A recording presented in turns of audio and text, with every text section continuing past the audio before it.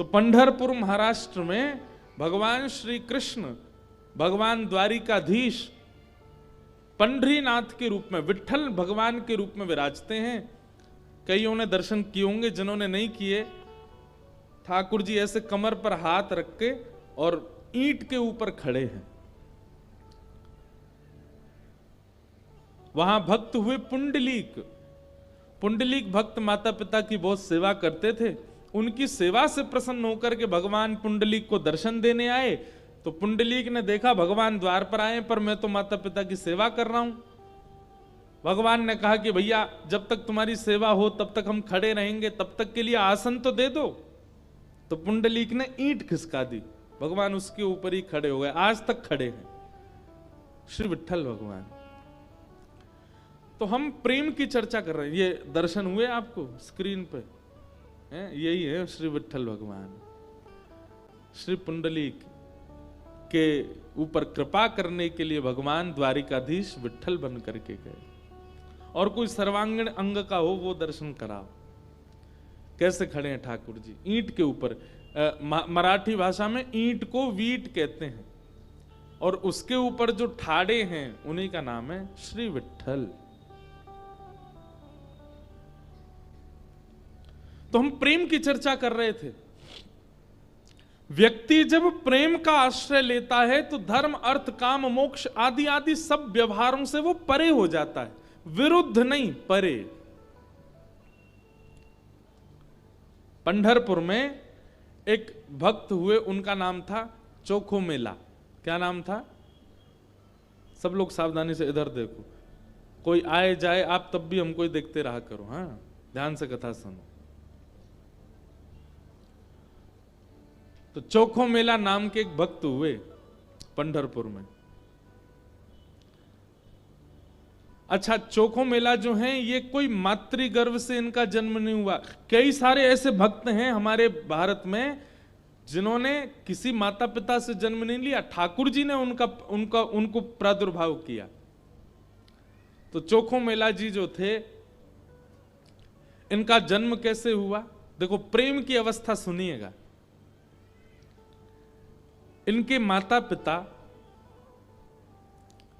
वे एक ब्राह्मण थे।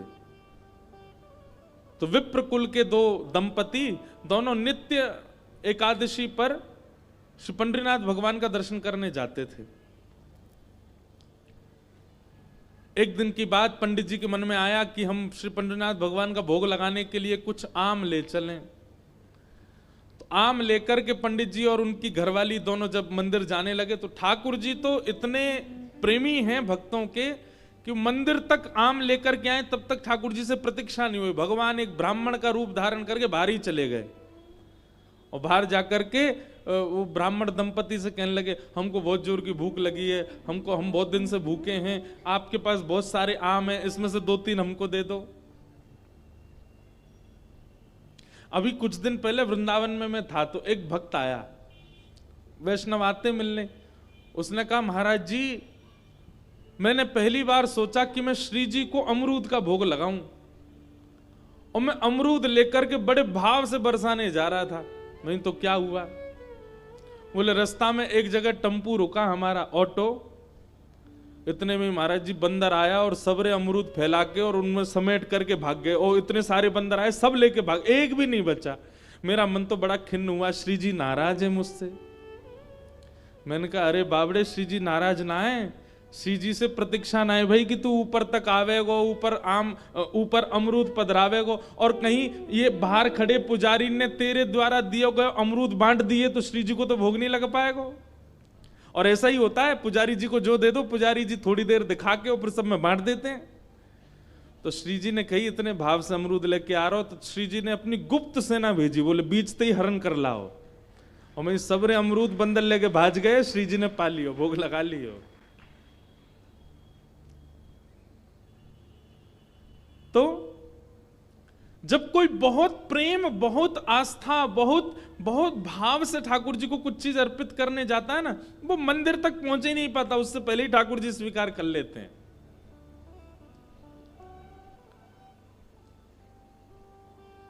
अब कभी ऐसी घटना घटे तो देखना, जबरदस्ती मत करना कि रबड़ी लेके गए और बंदर कोई दिखा रहे हैं दूर से, जे ले जाए तो हम समझेंगे कि हाँ भोग लगेंगे।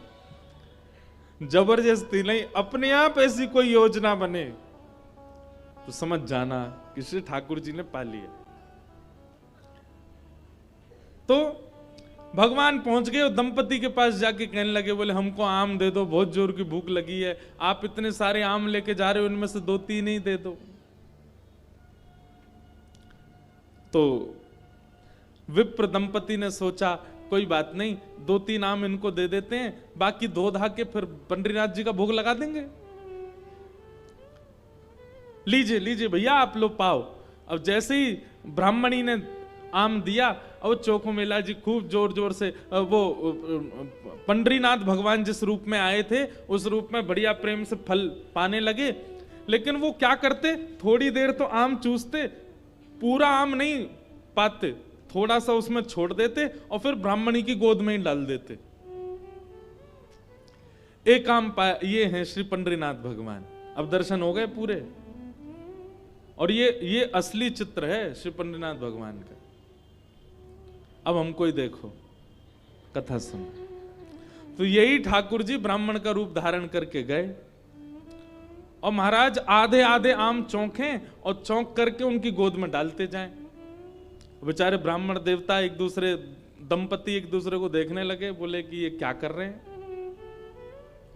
बोले कोई बात नहीं।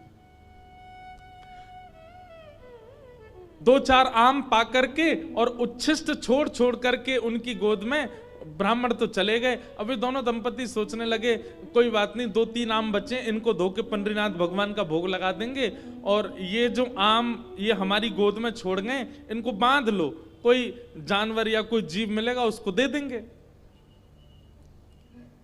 अभी इनमें आम बचे हैं, कोई जीव खा लेगा। जैसे ही दोनों आगे बढ़े तो ब्राह्मण तो थोड़े आगे चले गए, पत्नी धीरे धीरे पीछे आ रही थी। तभी उसको अचानक इतना भार लगने लगा, वो जो उसने झोली सी बनाई थी, इतना भार लगने लगा कि एक तरफ की ओर वस्त्र खिंचने लगा। जैसे उसने देखा बोले झोली इतनी भारी हो गई, खोल करके देखा तो वहीं एक नन्हा सा बालक था, उसी का नाम पड़ा चोखो मेला।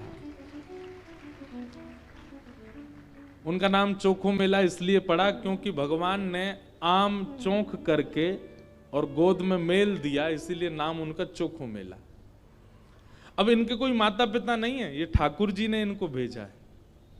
और ठाकुर जी जिसको भेजते हैं ना, वो निश्चित है कि संसार के भक्तों को पथ दिखाने के लिए भेजते हैं। हमने एक चीज अनुभव की भैया, अधिकतर भक्तों के चरित्रों में देखा गया कि उनका जन्म सामान्य हमारी तरह नहीं हुआ, कुछ ना कुछ अलग होता है।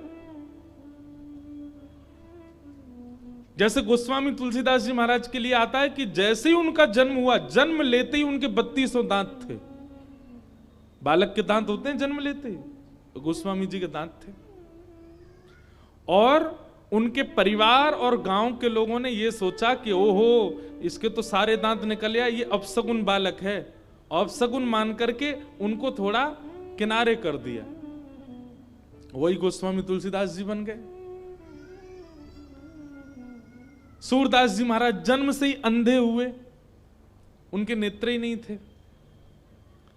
सब भक्त ऐसे नहीं होते, पर अधिकतर भक्तों के साथ कुछ जन्म से ही ऐसी स्थिति होती है कि जिसको संसार के लोग ये समझेंगे ये तो अपसगुन है, ये तो अच्छा नहीं हुआ। ठाकुर जी ने देखो उसके संग कैसा किया, अष्टवक्र, जन्म से ही 8 जगह से टेढ़े थे। ऐसी चोखो मेला। अब चोखो मेला को देख करके, उस बालक को देख करके ब्राह्मणी ने मन में विचार किया, अगर मैं इस बालक को लेकर के गई तो सब लोग पूछेंगे ये कैसे जन्मा, मैं सबको क्या उत्तर दूंगी, मेरी बात कोई नहीं मानेगा कि झोली में अपने आप आ गया।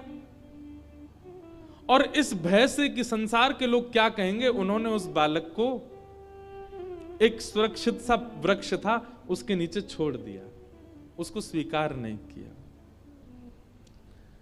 तभी कुछ चर्मकार वहां से निकल रहे थे, उनमें से एक की दृष्टि पड़ी और उस रोते हुए बालक को देख करके उन्होंने उसको स्वीकार किया और भगवत प्रसाद मान करके एक चर्मकार परिवार ने चोखो मेला जी का पालन पोषण किया। धीरे धीरे वो बड़े हुए। अब क्योंकि उनके माता पिता चर्मकार परिवार के हैं, इसलिए कई जगह उनको मंदिर में जाने से रोक दिया जाता। पर ठाकुर जी तो किसी की जात पात नहीं देखते ना, ठाकुर जी तो सबसे प्रेम करते हैं। बंधुओं, ये सब हमने बनाया, हम मानवों ने कर दिया है ये सब विभाजन। कई बार ब्राह्मण कुल में जन्म लेने के बाद भी उतनी पवित्रता शुद्धता नहीं होती है, और कई बार इतने श्रेष्ठ कुल में न जन्म लेने के बाद भी बहुत पवित्र होता है मानव। वास्तविकता यह है कि जन्म से हमारी जात पात नहीं होती है, हमारे स्वभाव से होती है, हमारे गुण से होती है, हमारे कर्म से होती है। सब लोग इधर देखो, ध्यान से सुनो। चोखो मेला जी अपने पिता के साथ में खेती बाड़ी करते थे। एक दिन खेती करते करते उनके मन में आया, इतने सुंदर सुंदर फल, इतने सुंदर सुंदर सब्जियां हुई हैं, मैं क्यों ना इन फलों को पंडरीनाथ भगवान का भोग लगाने ले जाऊं। तो उन्होंने क्या किया, एक केले के वृक्ष से खूब सारे केले ले लिए और एक झोला में बांध करके चल दिए। पंढरपुर से 12 किलोमीटर दूर उनका गांव था। जैसे ही पहुंचे पंढरपुर, इतने आनंद में भर गए कि उन्होंने विचार ही नहीं किया। बहुत लोगों ने रोकने का प्रयास किया कि इनको मंदिर में ना घुसने दिया जाए, ये अधिकारी नहीं है, लेकिन वो तो इतने भाव में आ गए कि वो घुसते ही चले गए। और जैसे भीतर पहुंचे महाराज, लोगों ने घेर करके चोखो मेला जी को पीट दिया, बहुत मारा, उनके वस्त्र फाड़ दिए, सिर में चोट लगी, हाथ में चोट लगी, पैरों में चोट लगी, सब जगह इतना जख्म दे दिया।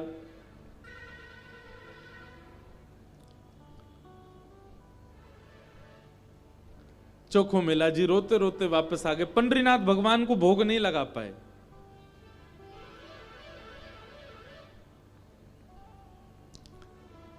शाम का समय चोखो मेला जी अपने सब घावों को, जहां जहां से रक्त निकल रहा था, साफ कर रहे थे और गुस्सा कर रहे थे। बोले अब नहीं आऊंगा आपके पास। बैठ गए हो, ईंट के ऊपर खड़े हो गए हो, इतने सारे अपने आगे जो है धर्म शास्त्र के मर्मज्ञ लगा दिए हैं, वे सब जात पात देख करके दर्शन कराते हैं। खड़े रहो, बने रहो महाराज अपने रूप में, हम तो नहीं आएंगे आपका। अरे कुछ करने थोड़ी आया था, कुछ मांगने थोड़ी आया था, अपने खेत के बढ़िया फल लेकर के आपका भोग लगाने आया था। इतने में ही नील वर्ण के श्याम सुंदर पीतांबरी पहने चलते हुए चोखो मेला के पास प्रत्यक्ष प्रकट होके आ गए। चल करके आए और चोखो मेला के पास आकर के गले में गलवैया डाल करके बैठ गए। ए चोखा, नाम ही भगवान उसको चोखा बोलते। ए चोखा, तो इतना उदास क्यों हो रहा है? बोले उदास, इतना पिटवाया हमको, हाथ पांव सब तोड़ ताड़ दिए हमारे, और अब मेरे घर आ गए हो, मेरे गले में गलवैया डाल करके बैठे हो। ये सब लीला क्यों करते हो आप? वहां क्यों नहीं रोका आपने सब पुजारियों को, पंडाओं को, ये सब ब्राह्मणों को? ठाकुर जी बोले देख चोखा, वे सब मुझे पूजते तो हैं, मेरी सेवा तो करते हैं, पर मुझको पाषाण मानते हैं, मुझको मूर्ति ही मानते हैं। और जो मुझे पाषाण मानता ना, उनके लिए मैं पाषाण ही रहता हूं। उनके लिए ना मैं बोलता हूं, ना मैं हंसता हूं, मैं बस एक टक खड़ा रहता हूं, ना मैं खाता हूं, ना मैं पीता, कुछ नहीं। तू तो मुझे पाषाण नहीं मानता ना, तू तो मुझे साक्षात ठाकुर जी मानता है। इसीलिए तो अपने अपने अपने बगीचे के फल लेकर के मेरे पास आया। वहां बहुसंख्यक पाषाण मानने वाले लोग हैं, इसलिए मैं उनके सामने बोला नहीं। एकांत में जब तू आ गया तो मैं तेरे पास आ गया। चल चोखा, अब तू मुझे अपने आंगन के फल खिला दे। अब देखिए, ना धर्म है, ना अर्थ है, ना काम है, ना मोक्ष है, केवल प्रेम है चोखो मेला के पास। अपने हाथों से सुंदर छिलका उतार उतार करके श्री पंडरीनाथ भगवान को अपने हाथ से खिला रहा है चोखो मेला। जिसके लिए कहीं ना कहीं हम लोग प्रतिबंधित कर देते हैं कि भगवान को सब नहीं छू सकते, वो खुद अपने घर में बैठा करके ठाकुर जी को खिला रहा है और ठाकुर जी पा रहे हैं।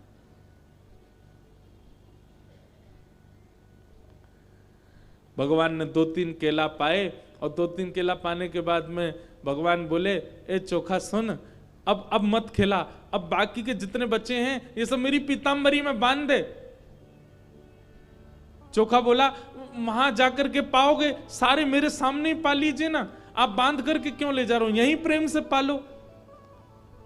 पंडरीनाथ भगवान बोले, अरे मैंने अपना तो पा लिया, ये बाकी के तो मैं पंढरपुर में रुक्मणी जी बैठी हैं, वो भी भूखी हैं, उनके लिए ले जा रहा हूं, उनको जाके मैं पवा दूंगा। आज चोखा तेरे ऊपर इतना प्रहार किया ना सबने, तेरे ऊपर इतना अत्याचार किया सबने, इसलिए मैंने और रुक्मणी जी ने आज भोजन ही नहीं किया, हम दोनों भूखे हैं। अब मैंने तो पा लिया, अभी रुक्मणी जी के लिए ले जाऊंगा। चोखा मेला खूब रोने। अब मैं यहां तो गा नहीं सकता, मुझे आते भी नहीं, मराठी में इतने सुंदर सुंदर पद हैं उनके। भगवान अपनी पीतांबरी में केले बांध करके पंढरपुर आ गए और पंढरपुर में आकर के रुक्मणी जी को पवाया।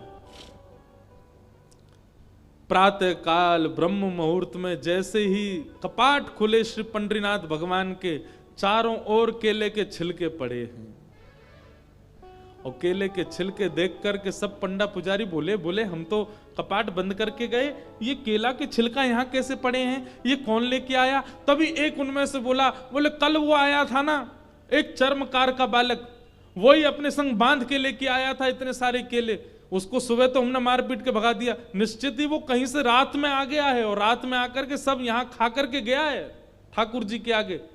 उसका उद्देश्य तो गर्भगृह को बेकार करना ही था, इसीलिए ये सब हुआ है, ये उसी ने किया है।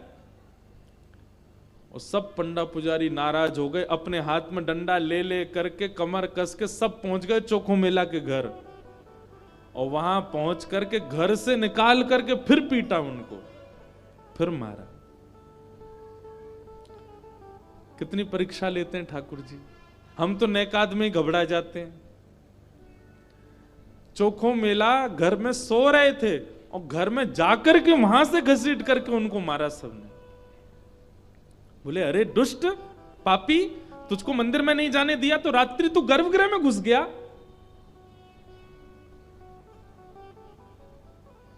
चोखो मेला पिटते रहे, नेत्रों से आंसू बहाते रहे, जय हो पंडरीनाथ, कैसी लीला करते हो, सुबह पिटवाते हो, रात में आकर के खा जाते हो मेरे हाथ से।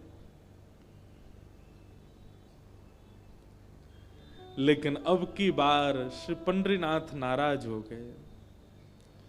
पंडा पुजारी सब अपना काम करके चोखो मेला के साथ थोड़ी हाथापाई करके सब जैसे ही वापस आए, पंढरपुर में श्री पंडरीनाथ भगवान के मंदिर के मुख्य द्वार सारे अपने आप बंद हो गए और भीतर से ठाकुर जी ने ताला लगा लिया, लॉक कर लिया, बंद हो गए ठाकुर जी मंदिर के अंदर। सबने अथक प्रयास कर लिया लेकिन एक भी द्वार नहीं खुल पाया।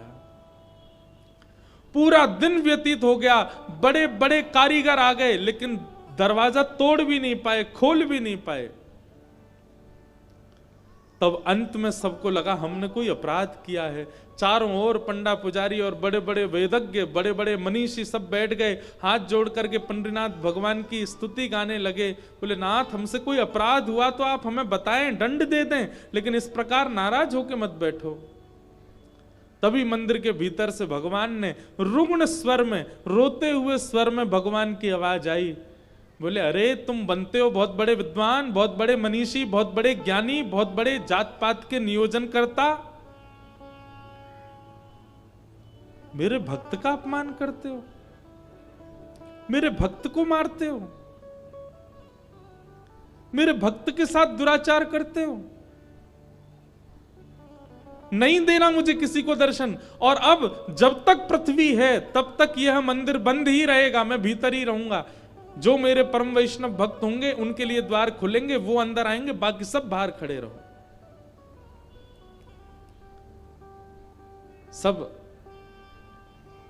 वैष्णवों ने प्रणाम करके कहा, नाथ ऐसे नाराज मत होइए, आप बताइए हमसे क्या अपराध हो गया है, उसका प्रायश्चित कैसे होगा, कृपा करके बताओ। भगवान बोले, मेरे चोखो मेला को जिस प्रकार तुम लोगों ने सबने जुट बना करके जाकर के उसको मारा है, अब तुम सभी वेदज्ञ, तुम सभी ब्राह्मण, तुम सभी श्रेष्ठ जन पालकी सजा के लेके जाओ और चोखो मेला को बिठा करके नाचते गाते उत्सव जैसे एक मेरी पालकी सवारी निकालते हो, ऐसे चोखो मेला की सवारी पूरे नगर में घुमाते हुए मेरे सामने लेकर के आओ, तब मेरे द्वार खुलेंगे, तब मैं तुमको क्षमा करूंगा, नहीं तो नहीं करूंगा। बड़े बड़े विद्वान, बड़े बड़े ब्राह्मण, बड़े बड़े वेदज्ञ, बड़े बड़े मनीषी भगवान की आज्ञा मान करके गए और चोखो मेला जी को जाके प्रणाम किया।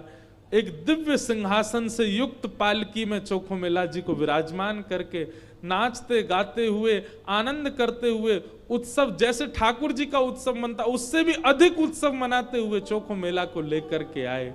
और जैसे ही पंडरीनाथ भगवान के सामने पालकी पहुंची, अपने आप मंदिर के सारे द्वार खुल गए और मानो आज लग रहा था कि भक्त भगवान का नहीं, भगवान भक्त का दर्शन कर रहे हैं, भगवान चोखो मेला का दर्शन कर रहे हैं।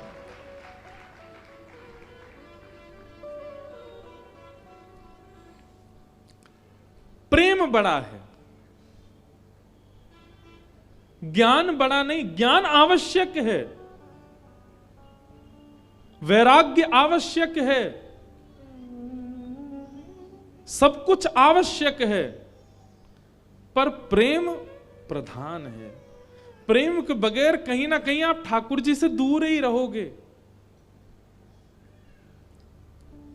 इसलिए भैया, ज्ञान बहुत आवे इसकी कामना मत रखो, हमारा जप बहुत बने इसकी भी कामना मत रखो, हमारा नियम बहुत बने इसकी भी कामना मत रखो, हम नित्य तीर्थ जाते रहें ऐसी कामना भी मत रखो।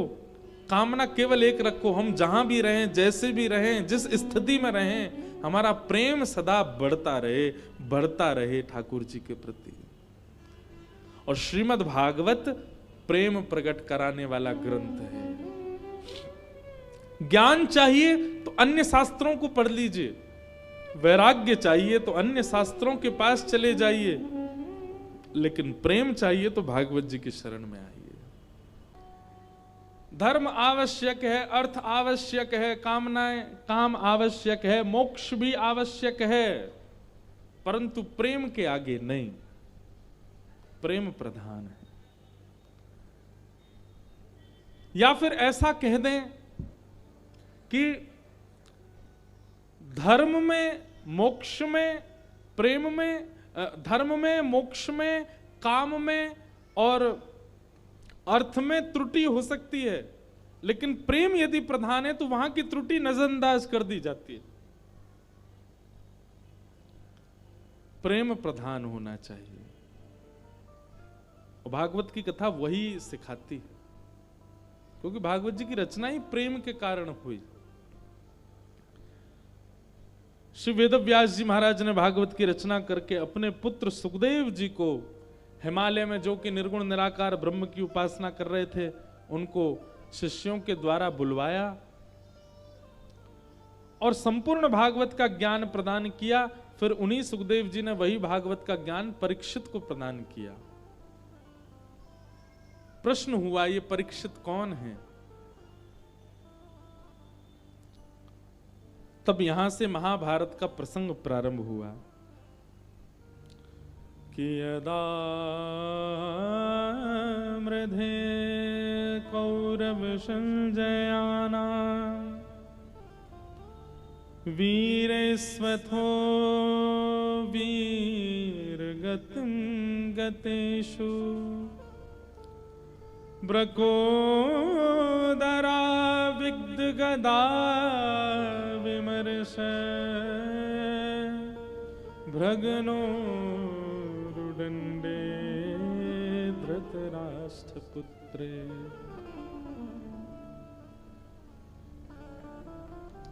महाभारत का प्रसंग। सब लोग सावधानी से सुनो, इधर देखो।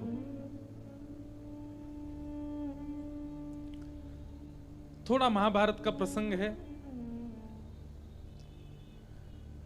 महाभारत का युद्ध पांडव जीत चुके हैं और पांडवों के भीम ने दुर्योधन की जंघा तोड़ करके महाभारत का युद्ध अपने पक्ष में लिया है। जिस बात से हैरान दुर्योधन अब सोच रहा है कि मैं कैसे भी करके इनको मारूं। बंधुओं, एक पाप का एक सिम्टम सुनना चाहेंगे? हमारे अंदर पाप आया है तो एक लक्षण हमारे अंदर आएगा। क्या? हम किसी से ईर्ष्या करते हैं, द्वेष करते हैं, किसी के प्रति छल करते हैं, कपट करते हैं। ये सब पाप का ही स्वरूप है। परंतु पाप हावी हो जाएगा तब हम अधर्म का मार्ग लेकर के कैसे भी सामने वाले का अनित करने का विचार करने लग जाएं तो समझ जाना पाप आपके भीतर घर कर चुका है। ठीक है, आपसे ज्यादा श्रेष्ठ कोई बन गया, ईर्ष्या हुई, इतना चलेगा, लेकिन आपने कुछ किया नहीं, अपने काम में लगे रहे। लेकिन जिस दिन ईर्ष्या के कारण आप उसका अनहित करने का मन बनाने लग जाओ, उसी दिन समझ जाना कि पाप आपके चित्त में भयंकर रूप से विद्यमान हो गया। ईर्ष्या हो रही है यहां तक ठीक है, पर ईर्ष्या के कारण आप उसका अनहित करने लग जाओ और उसी की योजनाएं बनाने लग जाओ, ये पाप आपके चित्त में घर करके बैठा है, उसी का परिणाम है।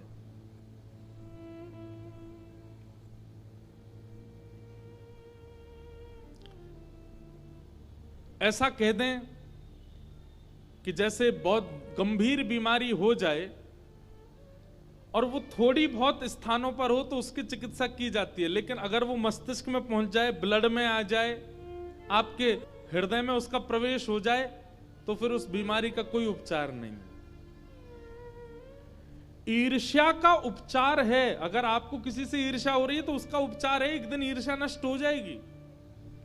लेकिन ईर्ष्या के कारण अगर आपने उसका अनहित सोचा, विचार किया और करने भी लग गए, उसका उपचार नहीं होगा। उसका उपचार तो नाश है बस।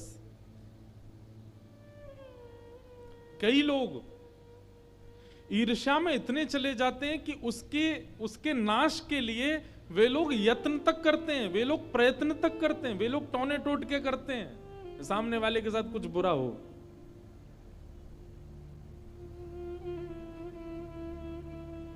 अरे कहां तक कहें, मंदिर भी इसीलिए जाते हैं कि हमारा पड़ोसी आजकल बहुत चौड़ रहा है, बहुत बढ़िया कमा रहा है, खा रहा है, सब बढ़िया चल रहा है, उसके संग कुछ अनहित होना चाहिए, इसलिए मंदिर जा रहे हैं। समझ जाइए कि आपके ऊपर कलयुग का पाप का पूर्ण रूपेण प्रभाव हो चुका है, क्योंकि आप ईर्ष्या से ऊपर उठ करके अब उसका अनहित चाहते हैं।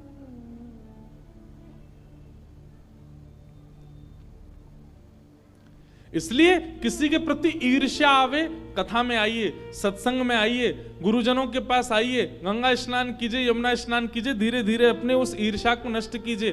परंतु अगर ईर्ष्या के कारण आपके चित्त में उसका अनहित चाहने की इच्छा हो रही है, उसके साथ गलत करने की इच्छा हो रही है, आपका नाश होने से कोई नहीं रोक सकता। और वही कर रहा है दुर्योधन।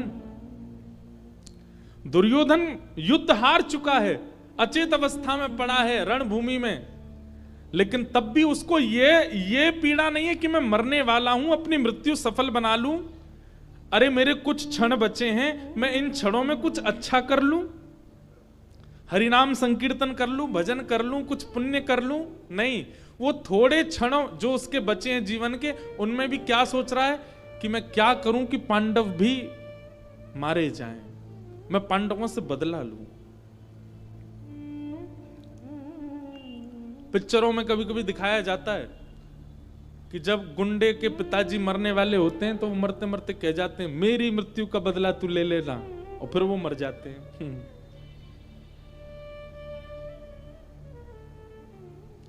ये पिक्चरों तक अच्छी बात है, पर जीवित अवस्था में ऐसी स्थिति ना आवे।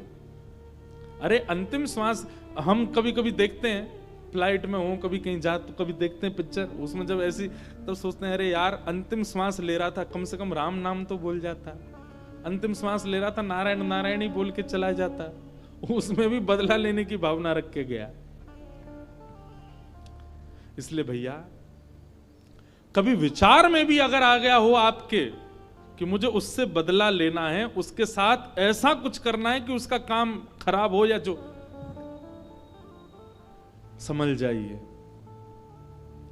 क्या पता इस कथा के माध्यम से ठाकुर जी आपको कुछ संकेत दिलाना चाहते हैं, ये नाश का कारण बनेगा। संसार में हर व्यक्ति अपना प्रारब्ध भोग रहा है, वो कभी ना कभी कुछ अच्छा करके, भले इस बार वो अच्छा इंसान नहीं है, कभी कुछ उसने अच्छा किया इसलिए वो भोग रहा है, भोगने दीजिए। आप क्यों कुछ ऐसे यत्न करो कि उससे उसका बुरा हो।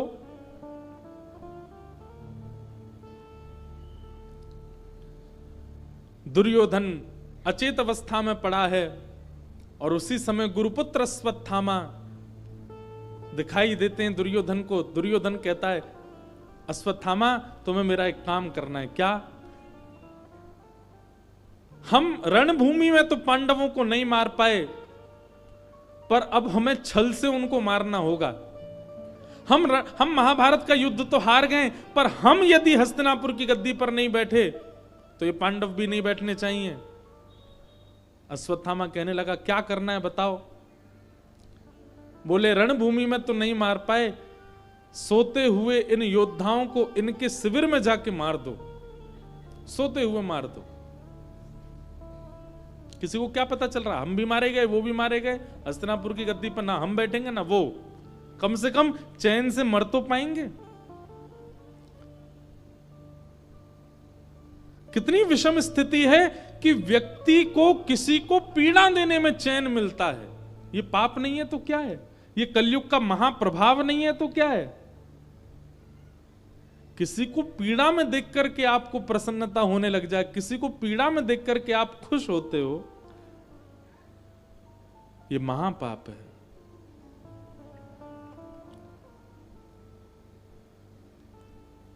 और आप और हम तो कथा में बैठे हैं, इसलिए हम लोगों के लिए ऐसा लगता है कि ऐसे लोग तो नहीं होंगे संसार में, पर आप जान करके आश्चर्य करेंगे ऐसे लोगों की सबसे ज्यादा संख्या है जो किसी के अनहित होने की खबर सुन करके घर में उत्सव मनाते हैं। बोले आज तो भैया पार्टी होएगी, क्यों? उसका बुरा हुआ इसलिए हम खुशी मना रहे हैं। ये पाप नहीं, महापाप।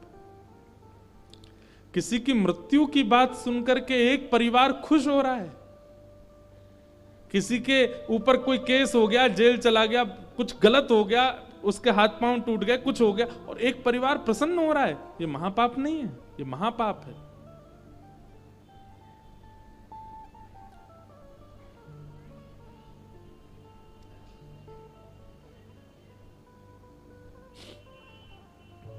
अश्वत्थामा अर्धरात्रि में गए पांडवों को मारने के लिए, लेकिन जिनके रक्षक सुदर्शन चक्रधारी, उनको कौन मार सकता है?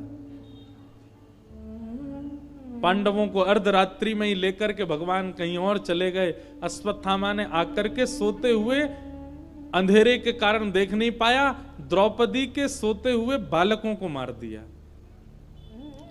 और उनके सर धड़ से अलग करके एक थैला में भर के ले गया दिखाने के लिए दुर्योधन को कि देखो मैंने अपना काम कर दिया। दुर्योधन से जाकर के कहा देखो दुर्योधन मैंने काम कर दिया, मैंने 5 पांडवों को मार दिया। दुर्योधन बोला मुझे विश्वास नहीं होता। बोले इसीलिए मुझे पता था तुमको विश्वास नहीं होगा, मैं सर लेके आया उनके। दुर्योधन ने प्रकाश करके जैसे ही देखा, अरे मूर्ख, ये पांडव नहीं है, ये द्रौपदी के 5 पुत्र हैं, निर्दोष बालक।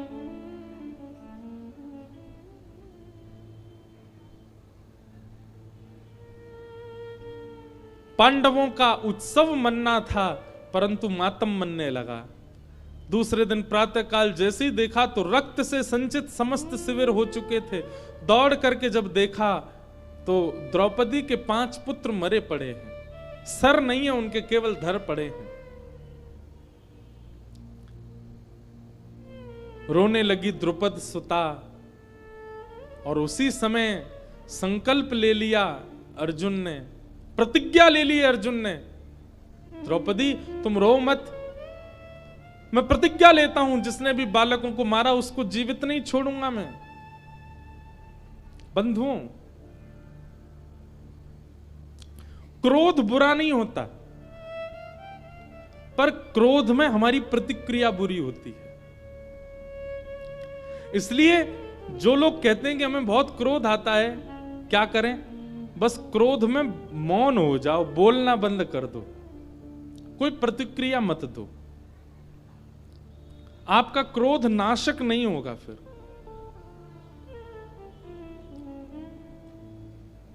क्रोध आने दीजिए, बस आप क्रोध में बोलना बंद कर दीजिए। कठिन होगा लेकिन फिर भी करो, एक आध बार थोड़ी बहुत आवाज निकलेगी, 2-4 बार प्रैक्टिस करोगे तो फिर अपने आप सीख जाओगे। क्रोध में मौन हो जाओ, बोलो ही मत। चाहे कोई कितना भी छेड़े, कितना भी बुलवावे, कितनी भी कस्में वादे कर दे, फिर भी मत बोलो। जब तक मत बोलो जब तक क्रोध शांत ना हो जाए। धैर्यवान होकर के जब आप बोलेंगे, क्रोध शांत होने पर जब आप बोलेंगे, तो आप नाश नहीं करोगे अपना, कुछ अच्छा ही निकलेगा आपके मुख से। तो क्रोध बुरा नहीं होता, क्रोध में प्रतिक्रियाएं बुरी होती हैं, क्रोध में प्रतिक्रियाएं नाशक होती हैं। और एक बात सुन लीजिए, क्रोध को कम करने का एक ही उपाय है कि क्रोध में प्रतिक्रियाएं करना जैसे आप कम कर दोगे, 1 बार 2 बार 3 बार 5-6 बार में, धीरे धीरे जब प्रतिक्रिया ही नहीं दोगे, धीरे धीरे अपने आप क्रोध कम हो जाएगा। फिर आपके सामने कोई कितना भी कुछ कर दे, आपको क्रोध आएगा ही नहीं, क्योंकि आपने प्रतिक्रियाएं ना दे करके अपने क्रोध में प्रतिक्रिया करने का मतलब क्या है? जलती हुई अग्नि में कपूर डालना, उसको और तेज करना। जब व्यक्ति क्रोध आने पर प्रतिक्रिया देता है तो उसका क्रोध अगली बार और ज्यादा बढ़ जाता है। लेकिन जो व्यक्ति क्रोध आने पर प्रतिक्रिया ही नहीं देता, अग्नि में घी ही नहीं डालोगे, तो धीरे धीरे अग्नि शांत हो जाएगी, धीरे धीरे अग्नि का तेज कम हो जाएगा। ठीक वैसे क्रोध है, कुछ पकड़ लो, कुछ जकड़ लो, हाथ की मुट्ठियां बांध लो, आंख बंद करके ऐसे बैठ जाओ, लेकिन बोलो मत, चाहे कुछ हो जाए। क्रोध में मौन हो रो। बताओ, कोई एक को समझ में आई बात? इतने लोगों में एक ने समझी।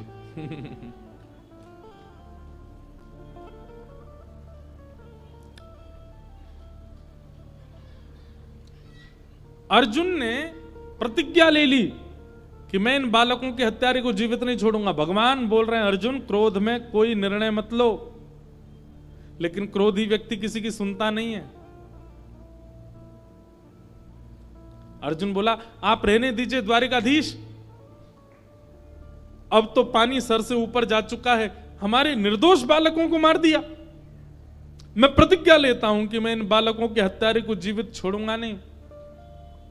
भगवान बोले, अर्जुन, क्षत्रिय यदि प्रतिज्ञा ले ले और उस प्रतिज्ञा को पूर्ण ना करे तो उसको 2000 वर्ष के लिए प्रेत बनना पड़ता है, नरक में जाना पड़ता है। अर्जुन बोला, तो आप क्या समझ रहे हैं? मैं केवल बात बना रहा हूं? अरे मैं आपको वचन देके कहता हूं कि जिसने बालकों का हत्या की है उसको जीवित नहीं छोड़ूंगा। भगवान बोले, देख लो। लेकिन क्रोधी व्यक्ति अपने आप को उस समय बहुत बलवान मान लेता है, वो सोचता है कि मैं कर ही दूंगा ये काम। भगवान ने 2 बार रोका लेकिन अर्जुन नहीं माना। मैं प्रतिज्ञा लेता हूं बालकों के हत्यारे को नहीं छोड़ूंगा। भगवान बोले, ठीक है। अर्जुन निकल पड़े ढूंढने किसने मारा है बालकों को। तो कृतवर्मा, अश्वत्थामा, इस प्रकार 3 लोग बचे थे बस महाभारत युद्ध में कौरव पक्ष के। और तीनों की जब जांच करवाई तो अश्वत्थामा दोषी मिले। जैसे ही दोष लगा अश्वत्थामा भागा रथ में बैठ करके, अर्जुन उसके पीछे पीछे भागे। भगवान कृष्ण रथ चला रहे थे, तभी अश्वत्थामा ने ब्रह्मास्त्र अभिमंत्रित करते हुए अर्जुन के ऊपर छोड़ दिया। ब्रह्मास्त्र का तेज आ रहा था, अर्जुन का शरीर जल रहा है, चरणों में गिर गया भगवान के, बोले प्रभु मेरी रक्षा करो, ये ब्रह्मास्त्र छोड़ दिया मेरे ऊपर। भगवान बोले तुम भी ब्रह्मास्त्र छोड़ो, दोनों ब्रह्मास्त्र टकराएंगे, शांत हो जाएंगे।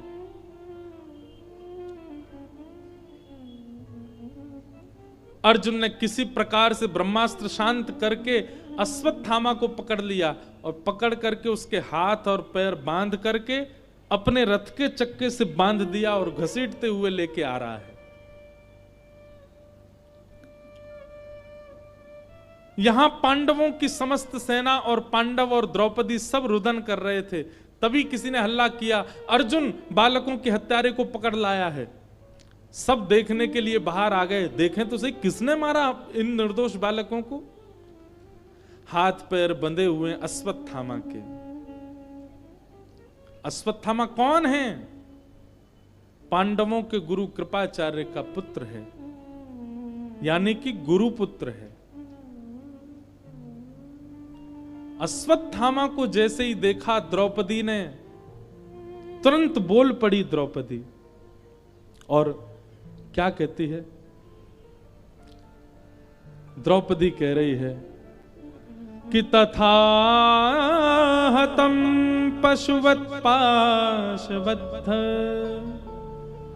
मवांग मुखम कर्म जुगुप्सितेन निरीक्ष कृष्णापकृतं गुरु सुतं वाम स्वभावा कृपयाननाम च उवाच चास्य हन्तस्य वन्धनानयनं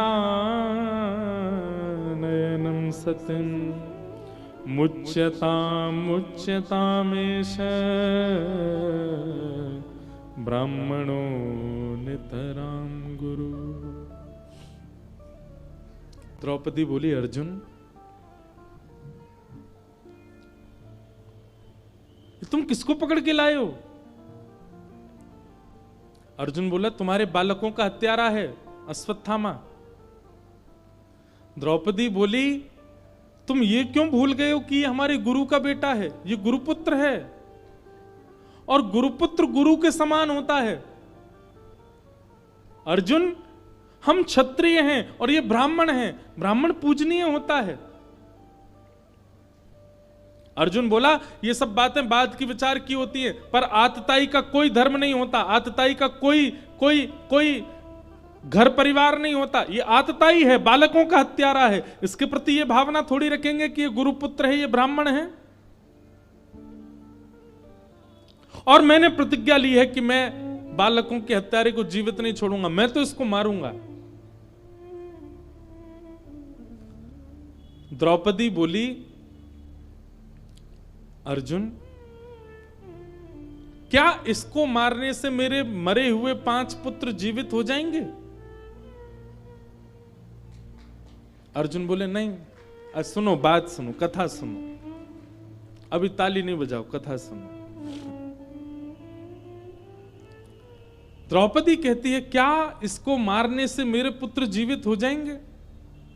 अर्जुन बोला, नहीं। तो फिर उसको क्यों मारना? और दूसरी बात, अगर तुमको मेरे ऊपर इतनी दया आ रही है कि मेरे 5 पुत्र मारे गए, तो एक तरफ दृष्टि उठा करके देखोगे तो 5 पुत्र भले ही मेरे चले गए, पर 5 पति जीवित हैं। अश्वत्थामा की मां विधवा पहले हो चुकी है और केवल एक पुत्र है उनका, और इसको भी तुम मार दोगे तो ना पति है ना पुत्र है, अकेली हो जाएगी। ये महापाप नहीं होगा कि हम एक अबला दुर्बला नारी के सारे सहारों को छीन लें? मेरे 5 पुत्र छीन लिए गए, पर 5 पति जीवित हैं, मैं इनके सहारे रह लूंगी। लेकिन अश्वत्थामा की मां के लिए तो विचार करो अर्जुन, उनके पति भी नहीं है और एकमात्र पुत्र है, उसको भी मार दोगे तो पुत्र मरने की क्या वेदना होती है, ये मैं अभी जूझ रही हूं इससे, मुझे पता है। मैं नहीं चाहती कि जिस वेदना में एक मां है उस वेदना में दूसरी मां भी जाए। अश्वत्थामा, अर्जुन मेरी आज्ञा मानिए, क्योंकि मेरे पुत्र मरे हैं अश्वत्थामा को मत मारो। अर्जुन अब सोच में पड़ गए, मैं क्या करूं। युधिष्ठिर की ओर देखा, भैया आप आज्ञा कीजिए, आप समझाइए ना द्रौपदी को। युधिष्ठिर कहने लगे, नहीं अर्जुन, द्रौपदी ठीक कह रही है, द्रौपदी की बात में बल है, अश्वत्थामा को मत मारो। भीम कहने लगा, बोले सबको छोड़ अर्जुन, तू तलवार मुझे दे, मैं मार देता हूं इसको। नकुल सहदेव की ओर देखा, नकुल सहदेव भी बोले, हम भी द्रौपदी के पक्ष में, इसको मत मारो। प्रजा की ओर देखा तो प्रजा कहने लगी, हमारे हवाले कर दो, हम मार देंगे। और सबकी ओर देखते हुए जब अंत में श्री कृष्ण की ओर देखा तो आलोक्य वदनम सख्य, अर्जुन ने जब श्री कृष्ण की ओर देखा, अपने सखा की ओर देखा, भगवान ने जैसे मानो एक रूठा हुआ व्यक्ति अपना मुख फेर लेता है, ऐसे ठाकुर जी ने रूठ के मुख फेर लिया। क्यों? क्योंकि भगवान तो पहले ही मना कर रहे थे अर्जुन को कि अर्जुन ये प्रतिज्ञा मत ले, तू बालकों के हत्यारे को मार देगा। लेकिन अर्जुन ने तब नहीं माना था। भगवान के चरणों में प्रणाम करके बोलने लगा, बोले प्रभु आप आज्ञा कीजिए ना, मैं क्या करूं। भगवान बोले, नहीं नहीं, तू तो पहले ही निर्णय ले चुका था, अपनी प्रतिज्ञा पूरी कर, और मेरे से क्यों पूछ रहा है। द्रौपदी के बालक मारे गए हैं, द्रौपदी की जो आज्ञा हो वो कर। अब देख अर्जुन, तेरी प्रतिज्ञा है कि बालकों के हत्यारे को मारेगा, तो इसको मार दे। लेकिन द्रौपदी के बालक मारे गए हैं तो द्रौपदी की आज्ञा के बिना तू नहीं मार सकता। द्रौपदी कहती है नहीं मारो तो इसको मत मारना। लेकिन भीम तुम्हारे बड़े भैया हैं, वो कह रहे हैं कि तू हट जा, मैं मार दूं, तो उनकी आज्ञा मानो। लेकिन युधिष्ठिर तुम्हारे सबसे बड़े भैया हैं, उनकी बात तो तुमको माननी चाहिए। वो कह रहे हैं मत मारो, तो तुमको नहीं मारना चाहिए। मारो मत मारो, मारो मत मारो, मारो मत मारो, भगवान ने इसी के बीच अर्जुन को छोड़ दिया। अर्जुन बोला सबकी छोड़ो, आप अपनी राय बताओ, मैं क्या करूं। भगवान मंद मंद मुस्काए, बोले सोच ले, दे दूं राय। बोले हां, करेगा ना पालन। बोले बिल्कुल करूंगा। भगवान कहते हैं कि ब्रह्म बंधु न हंतव्य आतताई बधारण मय्यैवो भयमां मातम परिपायानुशासनम्।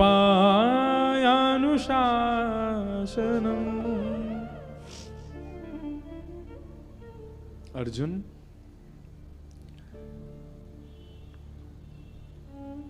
ब्राह्मण कैसा भी क्यों ना हो, उसको मारना नहीं चाहिए। अश्वत्थामा ब्राह्मण है। हमारे शास्त्रों में दो विधान है, एक तो माताएं बहनों के और एक ब्राह्मण को। ऐसा कहा गया कि कितना भी बड़ा दंड करें, कितना भी बड़ा अपराध करें, इनको मृत्यु दंड नहीं मिलना चाहिए। आजीवन कारावास दे दो, जीवन भर के लिए जेल में ही डाल दो, मृत्यु ही जेल में हो, वो ठीक है, पर मृत्यु दंड नहीं देना, ना तो माताओं को और ना ही ब्राह्मण को। अब किसी ने मुझसे कहा, बोले आप तो ब्राह्मणों का पक्ष लोगे क्योंकि स्वयं ब्राह्मण हो। एक बात हमारी ध्यान से सुनना, ये ब्राह्मणों के कहीं कहीं जो प्रशंसा के प्रसंग आते हैं ना, कि ब्राह्मणों के संग ऐसा नहीं करना, ब्राह्मणों को ये नहीं करना, इसका मतलब क्या है। ठाकुर जी कह रहे हैं बाकी सबको तो उनके कर्म का दंड आप दे दो, लेकिन ब्राह्मण यदि कुछ गलत करेगा तो उसको दंड आप नहीं देना, उसको दंड मैं दूंगा। उसको दंड देने का अधिकार मेरे हाथ में है। और देखो, हम आप सब दंड देंगे तो नेक नेक ही दे देंगे, लेकिन ठाकुर जी जब दंड पानी बनते हैं ना। हमारी कथा हुई थी 1 महीना की नासिक में, 1 महीना कथा की थी। नासिक कथा में हमने दंडपाणी भगवान का वर्णन किया। इतना भयावह रूप होता है जब ठाकुर जी दंडपाणी बनते हैं। तो ब्राह्मण कोई अपराध करे तो इसका मतलब ये नहीं कि भागवत जी उसको छूट दे रही है कि चलो तुमको मृत्यु दंड नहीं। ब्राह्मण यदि कोई अपराध करेगा और कोई भी अपराध करे उसको दंड यही मिल जाएगा, लेकिन ब्राह्मण जब अपराध करता है तो ठाकुर जी दंड पाणी रूप धारण करते हैं और कहते हैं तुझको तो मैं देखूंगा, तू आ मेरे पास। और ब्राह्मण को दंड भगवान देते हैं, इसलिए ब्राह्मण को तो और ज्यादा संभल के क्रिया करनी चाहिए, क्योंकि उसके दंड का अधिकार तो भगवान ने हाथ में ले रखा है। छूट नहीं है ब्राह्मणों को, उनके लिए और कठिन प्रावधान है। तो भगवान कह रहे हैं अर्जुन, ब्राह्मण कैसा भी क्यों ना हो उसको मारना नहीं चाहिए। लेकिन तुरंत भगवान कहते हैं पर अर्जुन, बालकों का हत्यारा कोई भी क्यों ना हो उसको छोड़ना नहीं चाहिए।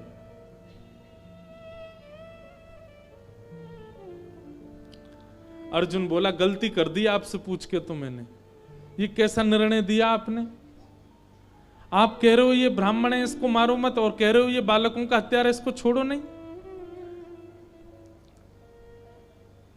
ठाकुर जी बंधुओं ऐसे ही क्रीड़ा करते हैं। कई बार ठाकुर जी की ना में हां होती है और कई बार ठाकुर जी की हां में ना होती है। ये तो गुरुजन ही बता सकते हैं कि वो हां कर रहे हैं कि ना कर रहे हैं। कई बार हमें लगता है कि ठाकुर जी की शायद इसमें रजामंदी है, पर नहीं, वो दिखाएं ऐसा रहे कि उनकी रजामंदी पर है नहीं है। श्री कृष्ण के आश्रय में रहना बहुत आसान नहीं है, बहुत दिमाग घूम जाता है महाराज।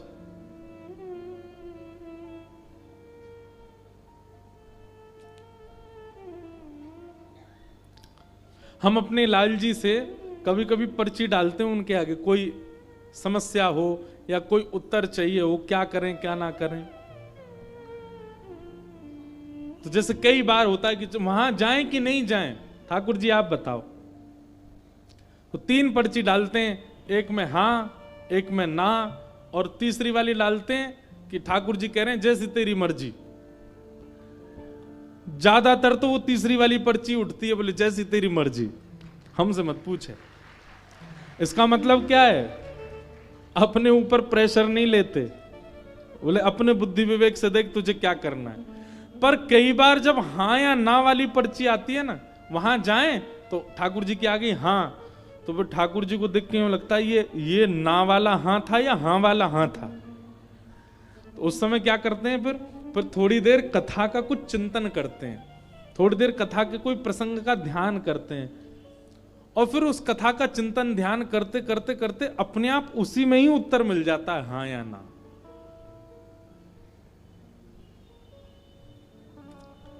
तो श्री कृष्ण को समझना थोड़ा टेढ़ा तो है, पर समझ में आ जाए तो आनंद भी उतना ही है। अब अर्जुन को बोल रहे हैं ब्राह्मण को मारना नहीं चाहिए, बालकों के हत्यारे को छोड़ना नहीं चाहिए। अर्जुन बोला एक ही बात बता दो, क्या करूं, मारूं कि छोड़ूं? भगवान बोले अब ये तेरा निर्णय, मैंने तो अपना दे दिया। ब्राह्मण को मारना नहीं चाहिए, बालकों के हत्यारे को छोड़ना नहीं चाहिए। अर्जुन ने थोड़ी देर ध्यान लगा करके अपनी बुद्धि पर थोड़ा दबाव डाला, चिंतन किया कि मैं क्या करूं। तब अर्जुन को समझ आया ये ब्राह्मण है इसलिए इसको मृत्यु दंड नहीं दे सकते, ये बालकों के हत्यारा इसलिए इसको जीवित नहीं छोड़ सकते। इसका मतलब मुझे ऐसा कुछ करना है जिससे ये जीवित भी रहे और हर क्षण मरता भी रहे। और उसके लिए एक ही उपाय है, क्या? अश्वत्थामा गुरुपुत्र है, इसका बहुत सम्मान है, सब लोग इसको प्रणाम करते हैं। बहुत सम्मान करने वाले समस्त हस्तिनापुर के वासियों के मध्य इसका अपमान ही इसका मृत्यु दंड है। और भरी सभा भरे समाज में मणिम जहार मूर्धन्यम, उसकी ब्रह्म तेज की मणि को निकाल करके अश्वत्थामा की आधी मूंछ, आधी दाढ़ी और शिखा छेदन करके सबके सामने उसका अपमान करते हुए उसको जीवित छोड़ दिया।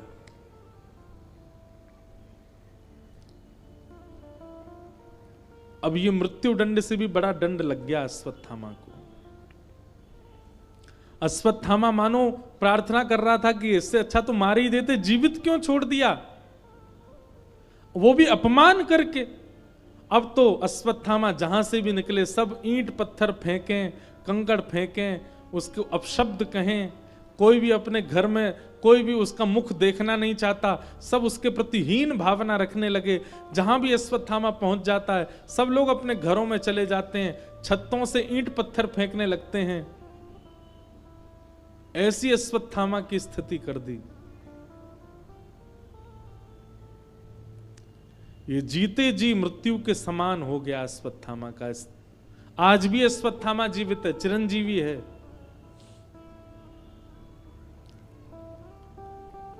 अश्वत्थामा ने अपने अपमान का बदला लेने का मन बना लिया। बोले इसने ठीक नहीं किया मेरे साथ, मैं बदला तो लूंगा। पांडवों के 5 वंशधरों को मैंने मार दिया, अब इनके वंश में केवल एक बालक है जो इनका तर्पण करने वाला होगा, जिसका अभी जन्म ही नहीं हुआ, जो अभी मां के गर्भ में है। कौन? अर्जुन के पुत्र अभिमन्यु की पत्नी के गर्भ में पल रहा नवजात बालक। यदि उसको मैंने मार दिया जन्म लेने से पहले ही, तो ये पांडव, इनके यहां कोई जल देने वाला भी नहीं बचेगा, इनके यहां कोई श्राद्ध करने वाला भी नहीं बचेगा। और गर्भवती उत्तरा को मारने के लिए ब्रह्मास्त्र छोड़ दिया अश्वत्थामा ने। उत्तरा के गर्भ की ओर जैसे ही ब्रह्मास्त्र आने लगा, व्याकुल हो गई उत्तरा, दौड़ने लगी द्वार की ओर। तभी देखा कि भगवान श्री कृष्ण रथ में बैठे हैं, चारों तरफ सब पांडव और हस्तिनापुर के वासी भगवान को विदा कर रहे हैं, भगवान द्वारिका को प्रस्थान कर रहे हैं। तभी दोनों भुजा उठा करके उत्तरा दौड़ी दौड़ी गई।